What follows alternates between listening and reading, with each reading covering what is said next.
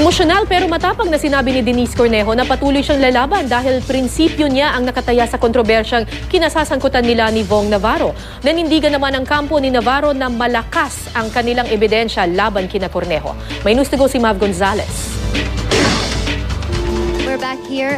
Sa panayam ng Star Talk sa modelong si Denise Cornejo, sinabi niyang hindi pa niya napapanood at wala pa silang kopya ng CCTV footage sa kanyang tinutuluyang condominium kung saan nabugbog ng grupo ni Cedric Lee ang aktor na si Vong Navarro. Una na itong inilabas sa publiko ng National Bureau of Investigation at naging basihan ng mga reklamong isinampa laban sa grupo ni Cornejo at Lee. Ayaw pong ibigay sa akin. Kung nakikita po nilang panig taas, wala naman po nakapagsasabi doon na may date tsaka time. Kaya pasensya na po. Hindi po ako makapangyarihan. Nasasaktan din po ako sa mga maling nakikita. Pero ayon sa abogado ni Navarro na si Attorney Dennis Manalo, hindi pwedeng magsinungaling ang kuha ng CCTV. The evidence obtained by the closed-circuit cameras inside the Forbes Wood subdivision would clearly take a contrary, would clearly show a contrary view. These object evidence are far more, are given greater weight than the testimony or recollection of people. Because testimony and recollection can change, but objective evidence cannot. Iginiit ni Cornejo na siya ang biktima at handa raw niyang harapin hanggang sa huli ang isyong ito. Hindi po ako nagtatapang-tapangan pero prinsipyo po pinaglalaban ko dito. While she may say that she is a victim,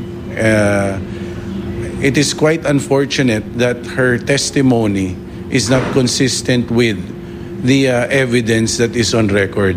Ipinagtanggol naman ni Cornejo si Cedric Lee at iba pang lalaking nambugbog kay Navarro. Yung mga lalaki na tumulong sa akin. Mga lalaki sinagip ako. Napakabuting tao yan. Galing sa desente pamilya yan. Ginulo mo.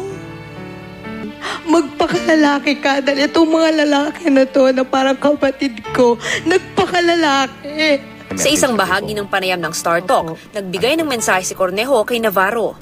Kuya mo, may mga anak kang lalaki.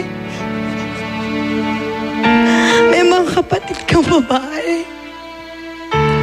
Yung mga anak mo lalaki, anong ituturo mo sa kanila? Ano ipapamana mo sa kanila? Yung mali. Habang buhay mo nadalin yan. Hindi to haka-haka lamang. Hindi ko itataya. Hindi ko isusugal ang pangalan ko sa sensitibong paraan.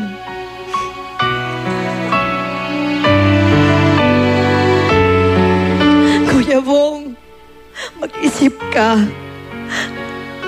Mag-unawa. Agad namang dumepensa para kay Navarro ang kanyang abogado. Matter that is between the two of them, something that they should probably, that they can probably talk about later on. But definitely, whatever that statement may be, it has no relevance insofar as the criminal investigation is concerned. Sa kabila ng lahat ng ito, ipinagdadasal pa rin daw ni Cornejo si Navarro. Tutulungan ko po siya magbago. Kuya Vong, I will still pray for you. I will still pray for you. Sana gumaling ka. Hanggang ngayon, ayon sa abogado ni Navarro, may trauma pa rin ang kanyang kliyente dahil sa kanyang sinapit, pero tuloy-tuloy naman daw ang pagbuti ng kanyang kondisyon. He has been advised actually not to be watching news reports about the incident. At siya din po ay napagsabihan na kung pwede, wag masyadong mapag-usapan nila within the hospital. Yung mga pangyayari. Sa huli, naniniwala ang magkabilang panig na dapat ipaubaya sa korte ang desisyon sa kahihinatnan ng mga isinampang kaso. Mav Gonzalez, GMA News.